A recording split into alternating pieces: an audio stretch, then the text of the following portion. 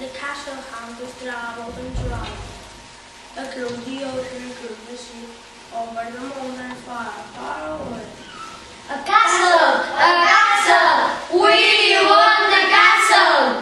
Looking here, looking there, looking everywhere. One day, on an island, A castle by the sea! they shout. Prepare for attack! They run and fight with all their might, but can't cross the big castle walls.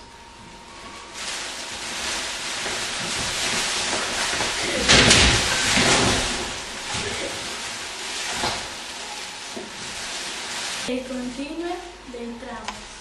A castle! A castle! We want the castle! 5 days later, castle on the hill! They shout. Prepare for attack! They run and fight with all their might, but cannot across the big castle walls. They roll down the hill with broken arms and black eyes.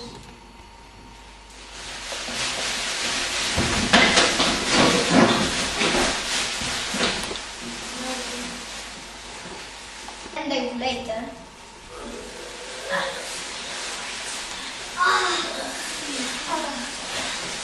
castle in the forest! Prepare for attack! They run and fight with all their might, but cannot across the big castle walls. They quickly run and hide in the trees with broken arms, black eyes, sore knees, cat heads, and tired feet.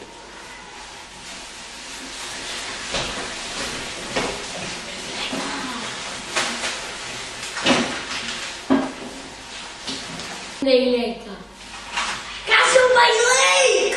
Prepare for attack! they show, but one castle hunter says, Stop! My feet are tired. My eyes are black. My knees are sore.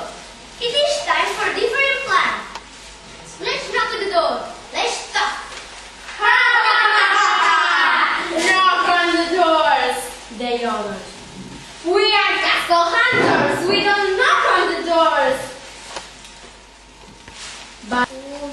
But they feet really are tired, their knees really are sore, so they think and think. Good idea. The castle hunters go to the castle door and knock.